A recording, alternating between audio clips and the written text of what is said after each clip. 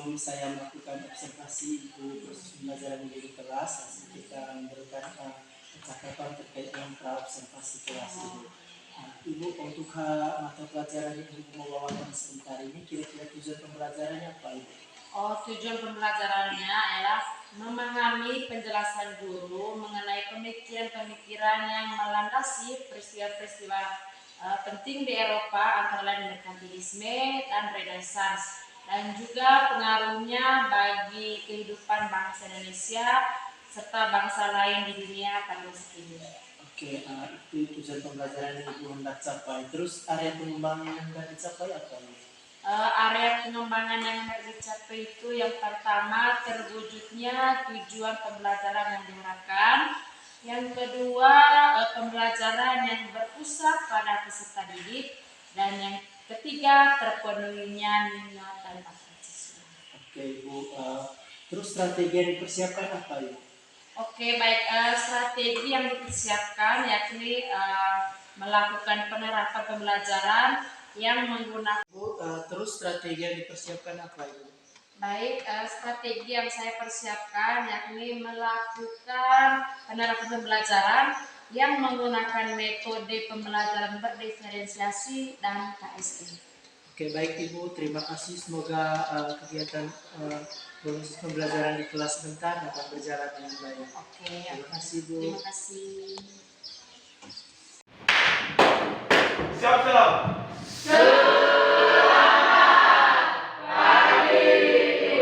Selamat pagi juga anak-anakku yang cantik dan ganteng. Silakan duduk. Bagaimana kabarnya hari ini? Sehat? Sudah sarapan? Sudah mandi tidak tadi pagi? Benar. Benar sudah mandi? Kalau begitu kita sudah siap untuk mengikuti pelajaran. Baik, mana ke kelasnya? Terima kasih ya. Tadi ibu meminta dia untuk membentuk kalian dalam kelompok, dan luar biasa ya. Makasih ketua kelas. Baik, kita akan mulai pelajaran kita hari ini. Mulainya dengan berdoa. Jauh silakan duduk kita dalam doa. Stand up please. Teman-teman Bapak Ibu guru marilah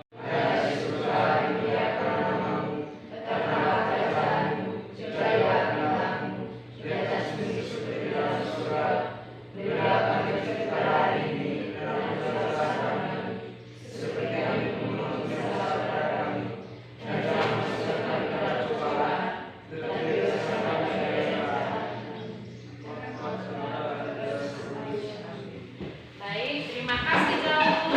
Ibu absen kalian dulu ya. Oke, baik, mana ketua kelasnya? Berapa orang yang tidak hadir hari ini? ada semua Ibu. Oh, hadir semua ya. Ya, Ibu. Oke, luar biasa, tepuk tangan. Pertemuan ke depan juga semuanya hadir ya. Oke, selanjutnya. Kemarin kita sudah membahas tentang masuk dan berkembangnya kerajaan Islam di Indonesia. Nah, dalam periodisasi sejarah Indonesia, setelah masuknya dan berkembangnya kerajaan Islam itu kira-kira masa apa ya, atau periode apa ya? Ada yang tahu? Ada yang tahu? Oke. Kedatangan bangsa-bangsa Eropa ke Indonesia. Kedatangan bangsa-bangsa Eropa di Indonesia. Luar biasa, tepuk tangan untuk kalian. Natasha, bagaimana? Kedatangan VOC di Indonesia. Kedatangan VOC Indonesia, luar biasa, tepuk tangan. Bagaimana laki-laki? Ayo, ibu mau dengar suaranya laki-laki.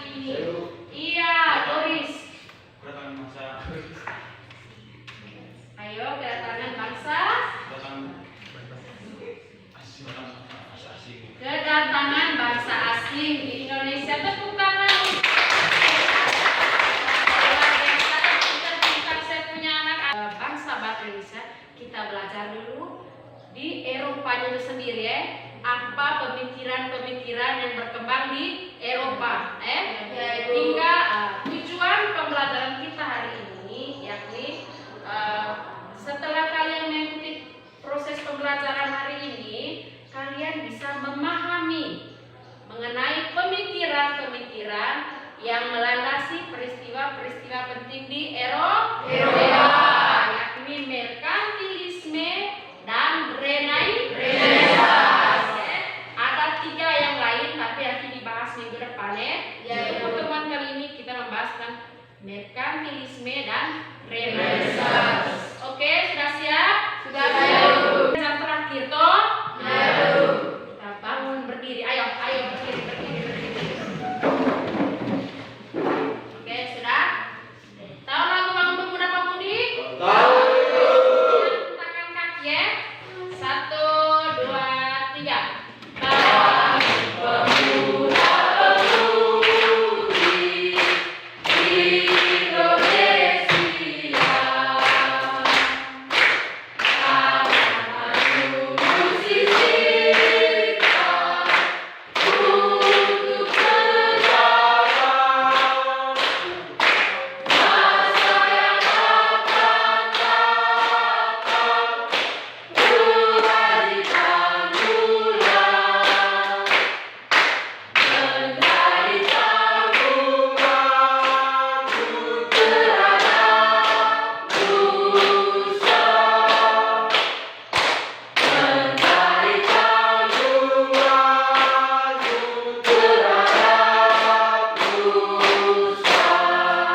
Oke, baik. Sit down, please.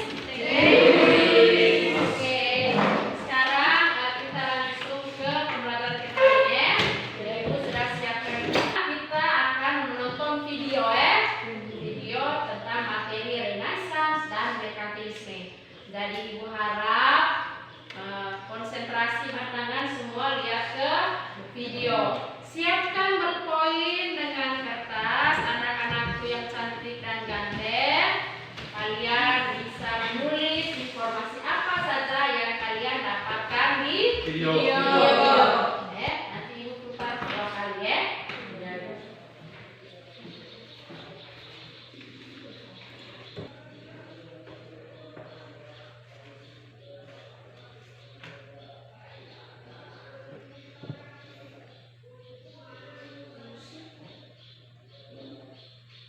Terus yang untuk videonya.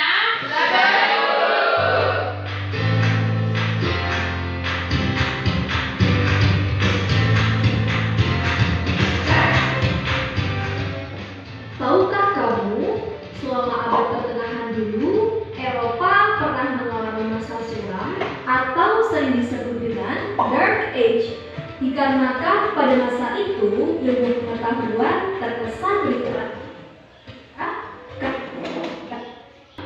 Bangunan itu tampak megah dan indah, bukan? Bangunan-bangunan dengan arsitektur seperti ini mulai muncul di Eropa ketika era Renaissance. Dulu pergi menjelajah dan mendirikan koloni baru. Jika kamu menjawab dengan jawaban petualangan dan tantangan, maka kamu benar. Tapi petualangan yang mereka lakukan itu bukan sekedar petualangan untuk mendapatkan foto-foto indah, melainkan ada misi lain di balik petualangan mereka. Misi apakah itu? Yuk simak penjelasannya. Kerajaan-kerajaan di Eropa memiliki sistem ekonomi yang mengharuskan mereka untuk menjelajah. Nah, sistem ekonomi ini namanya merkantilisme. Merkantilisme lahir di Inggris dan Prancis karena semangat Renaissance, yakni kepercayaan akan kemampuan manusia, hasrat intelektual, serta penghargaan atas disiplin intelektual.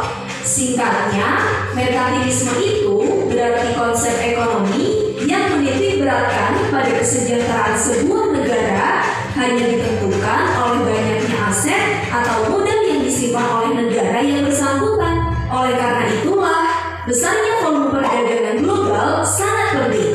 Dampak dari merkantilisme negara-negara Eropa tidak hanya bersaing dalam bidang ekonomi atau perdagangan saja, akan tetapi berlomba-lomba juga dalam memperluas wilayah koloni atau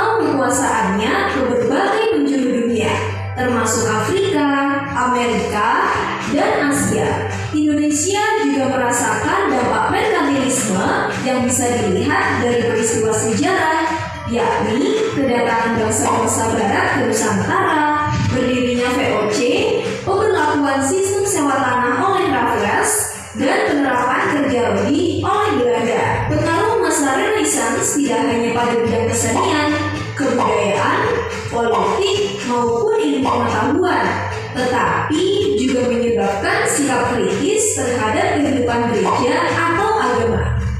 Munculnya reformasi gereja adalah salah satunya, di mana materi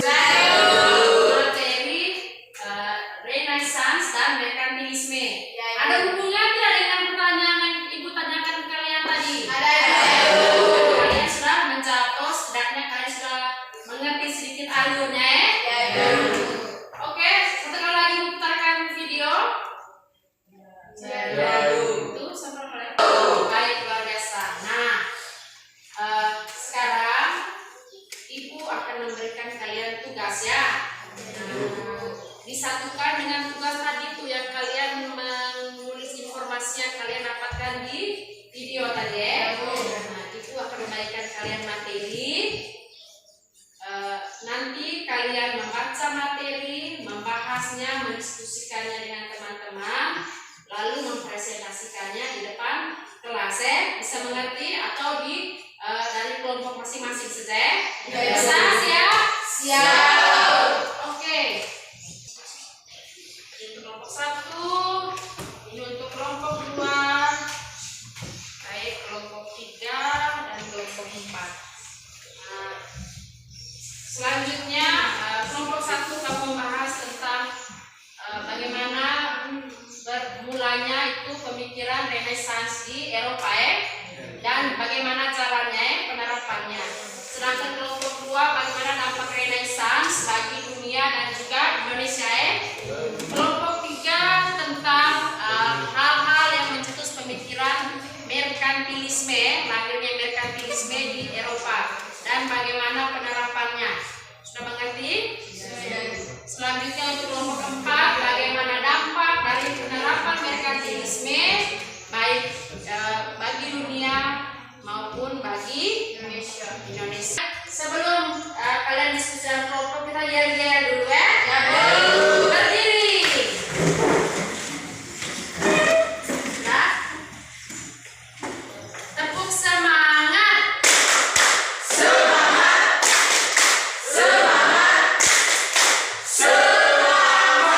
Iya, semangat. Once again.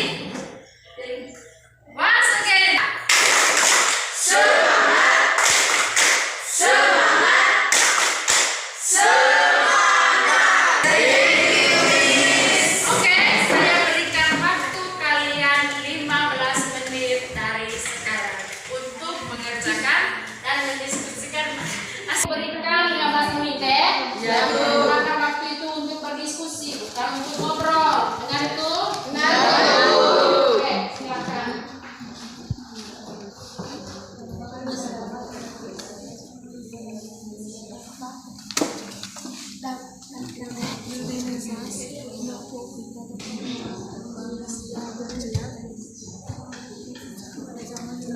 Dampak dari perkembangan Renaissance. Para teman dari saya persilakan. Pada waktu berapa kali Renaissance berkembang?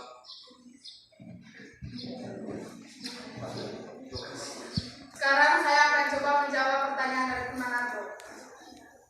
Latar belakang datangnya Renaissance yaitu untuk mencari keselamatan yang berkaitan dengan Tuhan dan hanya percaya terhadap gereja dengan Tuhan. Itu saja pertanyaan. Itu saja jawaban dari kelompok kami. Apakah teman aku sudah puas? Ya, puas. Terima kasih. Materi pada abad berapakah Renaissance dikembangkan, yaitu pada abad ke-20 sebelum Masehi. Apakah teman dari puas? Belum puas. Pada abad berapa kali? Pada abad ke-20 Masehi apa perkembangan dia? Pada zaman itu sangat merebut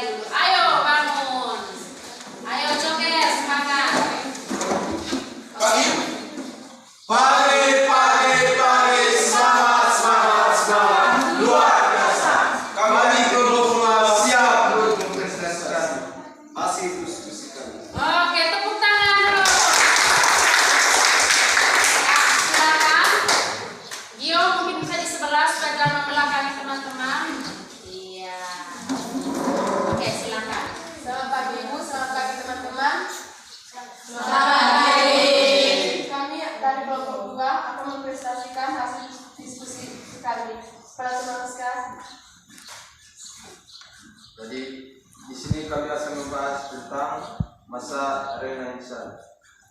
Masa Renaissance ditandai dengan kelahiran kembali kebudayaan Yunani dan Romawi, dicirikan oleh penghargaan terhadap etika, estetika, dan rasionalitas. Kesadaran tentang hak individu dihargai. Dengan demikian, ia harus melepaskan diri dari dominasi agama dan gereja. Ia dapat melakukan kegiatan keagamaan sebagai seorang individu, tetapi kebebasannya sebagai seorang manusia sebaiknya didasarkan kepada kehidupannya.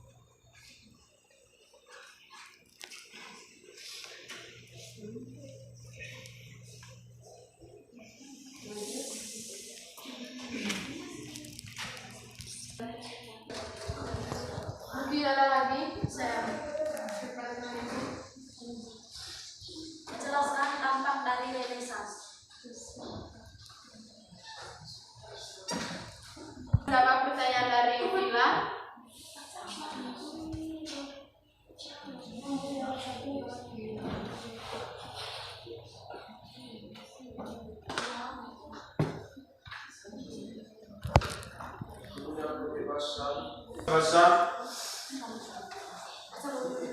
Punya kebebasan, kemerdekaan, dan kemandirian setiap individu manusia. Manusia berupaya menjadi manusia merdeka dan memastikan potensi dirinya. Berkembang ilmu pengetahuan, seni, budaya, dan kebebasan. Berpikir mengutamakan kaum pedagang, pengusaha sehingga membuat mereka tumbuh menjadi keras, menguasai baru. Memicu berbagai inovasi dan penemuan baru dalam ilmu pengetahuan. Bagaimana teman Vila? Puas?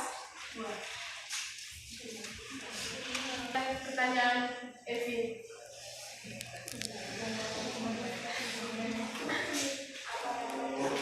Jelaskan dampak dari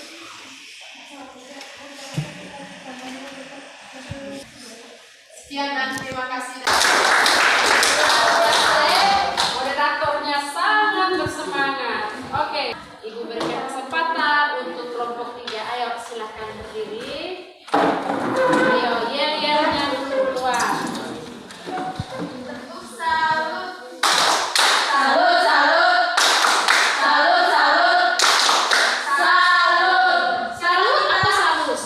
Kita Kelompok 3. siapa kita? Kelompok 3. Senggolong. Ada yang berani sebelum mereka? tidak. Ada yang berani sebelum Busra? Ibu, selamat pagi teman-teman. Baik. Kami akan mempresentasikan hasil diskusi kelompok kami lahirnya merkantilisme kepada teman-teman dari belakang. Di sini saya akan menjelaskan tentang lahirnya merkantilisme. Merkantilisme merupakan teori ekonomi yang menyatakan bahwa kesejahteraan sebuah negara hanya ditentukan oleh banyaknya aset atau modal yang disimpan oleh negara yang bersangkutan. Mereka melakukan perlindungan terhadap perekonomian. Sistem ini berjalan dengan skema di mana kerajaan di sebuah negara dengan model demikian presentasi dari kelompok kami. Mungkin ada teman yang bertanya, silakan. Silakan. Apa visi yang diterapkan oleh merkantilisme? Mungkin ada lagi teman yang bertanya. Jelaskan apa penyebab terjadinya merkantilisme. Mungkin ada lagi teman yang bertanya.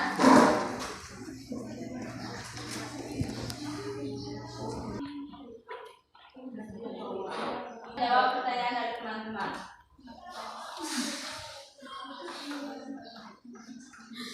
Jadi di sini kami akan menjawab pertanyaan dari Evan.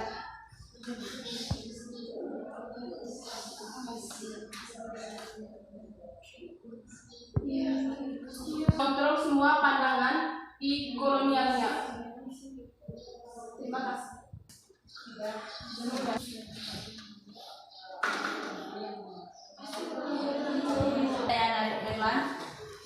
mencari merkantilisme yang menganut mother country. Mother country ini akan mengontrol semua perdagangan di koloni.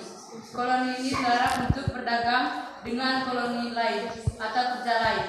Selain itu, kerajaan akan berusaha menekan impor dan mendukung ekspor. Itu saja jawaban dari kelompok kami. Apakah sudah puas? Saya sudah puas.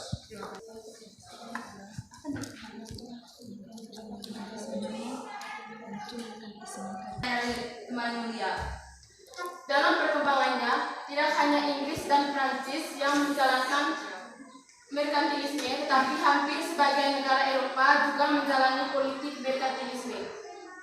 Kebijakan ini diterapkan dengan cara melaksanakan kegiatan perdagangan yang diatur sepenuhnya oleh negara untuk memperoleh neraca perdagangan yang aktif. Adapun ciri-ciri perekonomian dari negara-negara yang menjalankan merkantilisme sebagai berikut. Yang pertama, berusaha memiliki logam mulia. Yang kedua, mengalahkan perdagangan luar negeri untuk melengkapi perdagangan dan negara. Yang ketiga, mengalahkan kegiatan industri yang mengubah bahan baku menjadi bahan yang menjadi kemudian diekspor. Yang kedua, mengalahkan pertambangan penduduk. Yang ketiga, negara mengawasi perkembangan perekonomian dan ikut campur tangan apabila dianggap perlu. Terima kasih. Terima kasih. Itu saja hasil presentasi dari kelompok kami. Kami mengucapkan terima kasih. Baik, tepuk tangan. Silakan duduk. Dan yang terakhir kita berikan kesempatan kepada kelompok 4. Ayo. Nah, senyumnya jauh sini seperti berpesona itu. Oke, lihat-lihatnya keluar belakang teman. Nah, di sini. Ayo, lihat. Siapa kita? Kelompok 4. Siapa kita? Kelompok 4. Kelompok 4 tunjukkan semangatmu. Hurra! Tangan untuk kalian mempresentasikan hasil diskusinya. Terima kasih atas kesempatan yang telah diberikan. Sebelumnya, saya mengucapkan selamat pagi Bu, selamat pagi teman-teman. Kami akan mempresentasikan hasil diskusi dari kelompok kami. Kepada teman saya persilakan untuk memaparkan materinya. Baik, kami akan membahas tentang dampak merkantilisme terhadap dunia dan Indonesia. Yang pertama terhadap dunia. A. Kolonialisme dan imperialisme oleh bangsa Barat. B. Meningkatnya perdagangan internasional. C. Revolusi industri.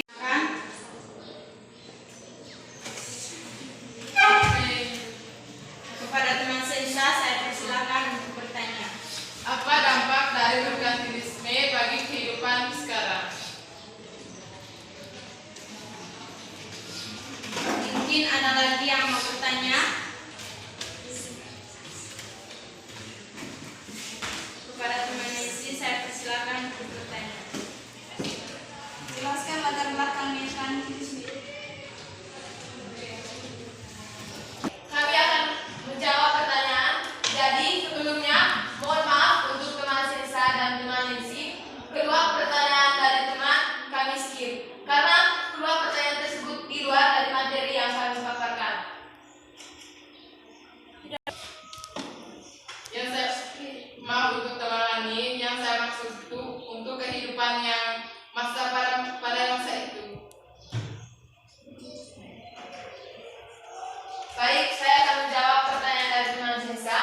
Jadi, pengaruhnya pada saat itu terhadap Indonesia adalah berdirinya VOC di Indonesia. Bagaimana dengan teman Sisa?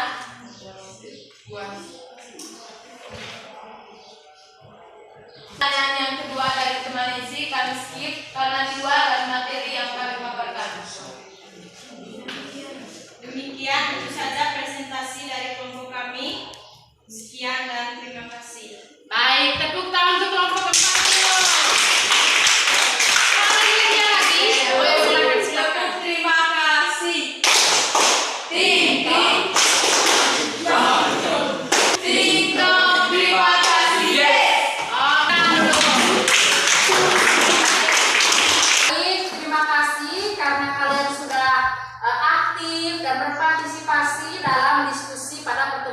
ini luar biasa. Tepuk tangan. Hari itu kita menyanyi dulu ya. Ayo berdiri. Tahu lagu Kalau Kau Suka Hati? Tahu. Nyanyi ya. Ikut perintahnya di gue.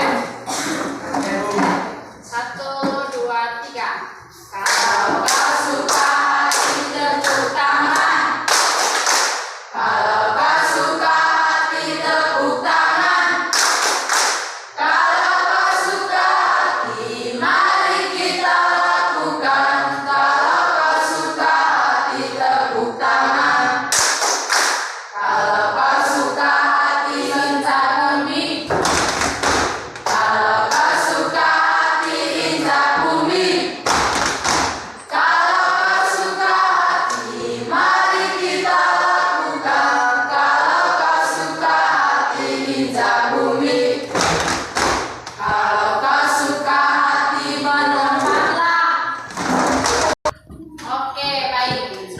Sudah semangat toh? Nah, berdasarkan hasil diskusi dan presentasi kalian tadi, terus dengan video yang kita lihat sebelumnya kita nonton, ini saatnya kita untuk mengambil kesimpulan dari materi yang kita pelajari hari ini. Baik, yang pertama Renaissance. Renaissance adalah masa apa? Penjelajahan. Karena sebelumnya Eropa masuk dalam masa Dark Age, masa kegelapan. Masa kegelapan. Maksudnya Renaissance. Perkembangannya apa tadi ketika munculnya Renaissance? Munculnya apa tadi? Dengan munculnya apa?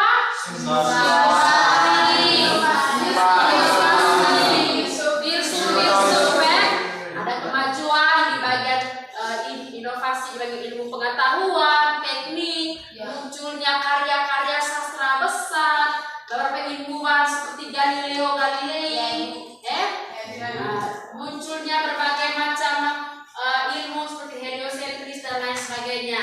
Baik, merkantilisme. Merkantilisme itu bagaimana konsepnya? Ayo, sebuah negara dianggap sejahtera jika memiliki banyak aset. Untuk memenuhi aset negara, apa yang mereka lakukan? Menjelajahi samudra, membuat negara-negara koloni. Nampaknya merkantilisme itu apa saja? Terlebih khusus untuk Indonesia. Ayo, Indonesia bisa mendirikan pelabuhan-pelabuhan besar. mendirikan pelabuhan-pelabuhan besar. Apalagi dampaknya tadi yang kalian sudah bahas itu, Meningkatkan perdagangan Indonesia. meningkatkan perdagangan Indonesia. Penerapan kerja rodi, tanam paksa, kemudian luar sistem sewa tanah juga luar biasa. Tepuk tangan untuk kita. Saya baik. Sekarang Ibu akan membuat refleksi tentang kegiatan pembelajaran kita hari ini. Baik, siapa di sini yang mau memberikan refleksi terhadap pembelajaran hari ini? Ayo, bagaimana pendapat kalian tentang proses pembelajaran hari ini? Ya, juga silakan. Saya senang hari ini karena lebih semangat daripada hari sebelumnya. Oke, bagus. Menurut juga hari ini sangat bersemangat kita semua. Bagus. Yang lain, ayo. Saya Bu, Iya, Melania. hari ini kami sangat bersemangat karena pembelajaran kita hari ini bisa menonton melalui video sehingga kami bisa jauh lebih mengerti. Iya, video yang bagus sehingga kalian bisa jauh lebih mengerti. Oke, satu orang lagi. Ayo, siapa? Iya. Video. Pembelajaran ini karena saya sangat mengerti dengan pembelajaran ini. Oke. Kalian senang karena lebih mengerti ya? Oke, tepuk tangan lagi. Baik, anak-anak sekalian, untuk diketahui selama kalian bekerja kelompok tadi dan juga ketika mempresentasikan, Ibu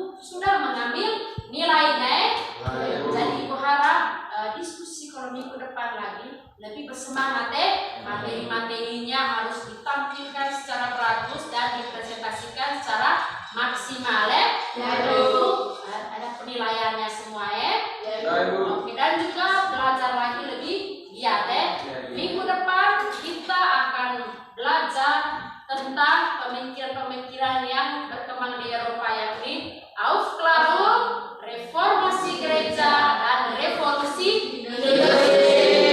Masih dengan kelompok yang sama berubah-ubah. Oke. Untuk menutup kegiatan pembelajaran kita hari ini, mari kita berdoa. Kalau tadi laki-laki atau perempuan? Sekarang perempuan yang angkat doa. Natasha, silakan angkat doa.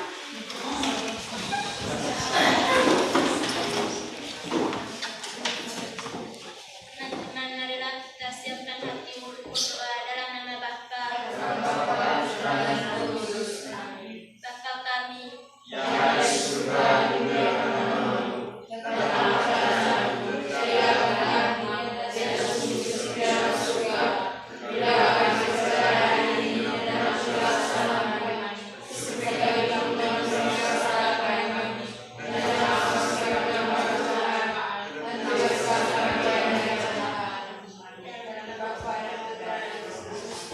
Baik, Natasha, terima kasih. Setelah ini les apa? Baik, setelah ini les apa? Oke, jangan kemana-mana, tetap tunggu di kelas ya. Baik, kegiatan kita sudah selesai hari ini. Belajar untuk materi selanjutnya dan jaga kesehatan. Baik, sekian, terima kasih banyak. Siap-siap. Selamat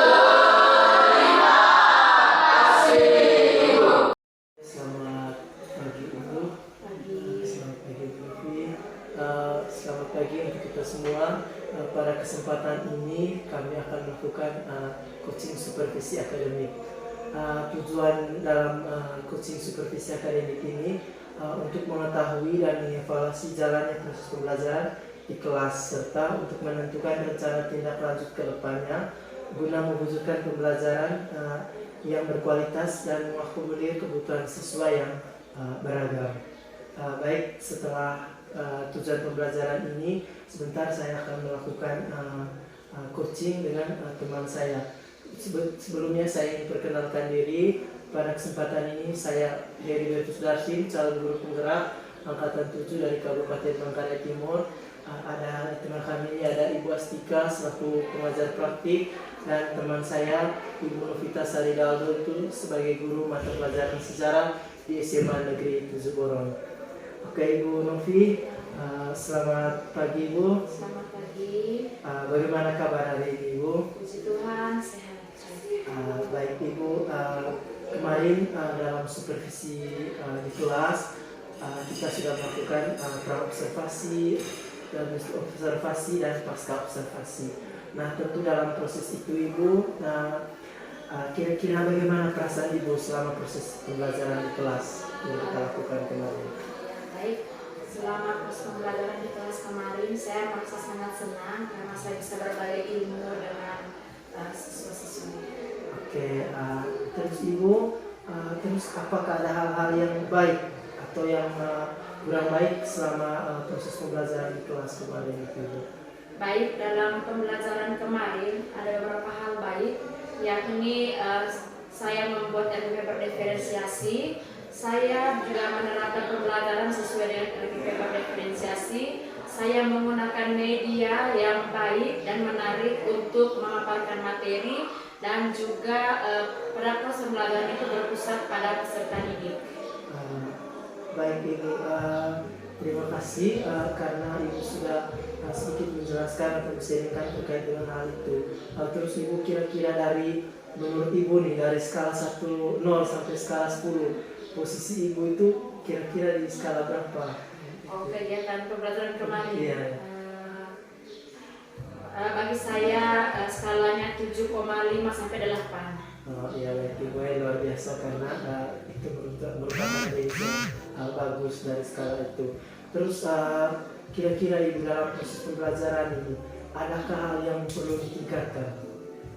Oke, baik, terima kasih. Yang perlu saya tingkatkan mungkin manajemen waktu. Saya harus mengelola waktu sehingga dengan waktu yang telah ditetapkan tujuan pembelajaran bisa tercapai. Dari mana saya mengelola waktu dan masih juga saya tetap mengikuti DPP berdiferensiasi dan KSE.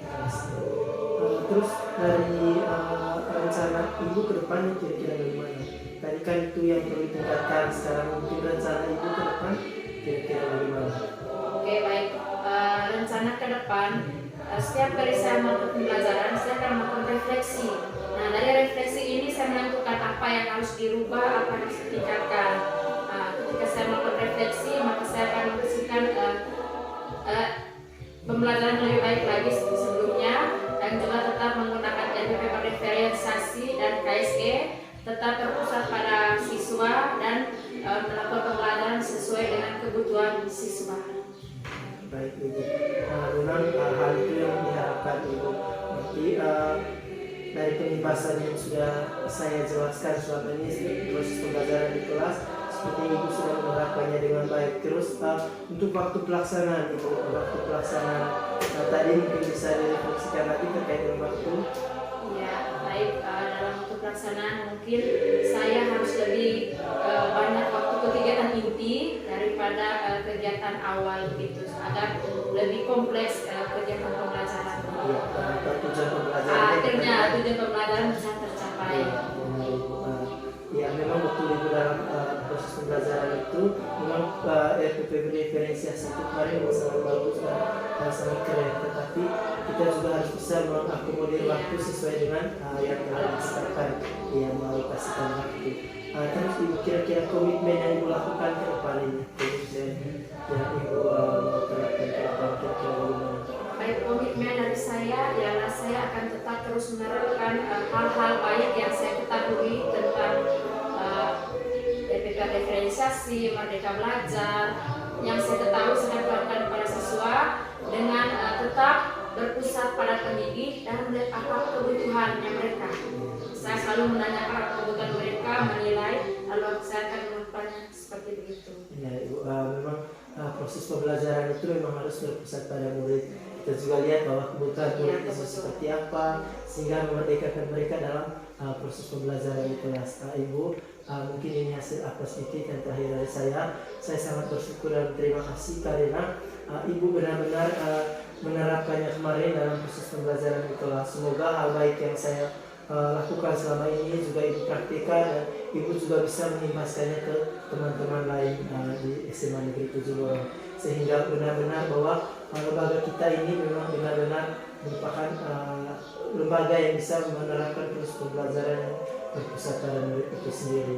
Ya, terima kasih Ibu atas waktunya, sehingga pada kesempatan ini Ibu boleh men-sharingkan kembali terkait dengan proses pembelajaran yang telah kita buat selama ini. Ya, terima kasih Ibu, selamat pagi. Baik, terima kasih Bu. Sudah.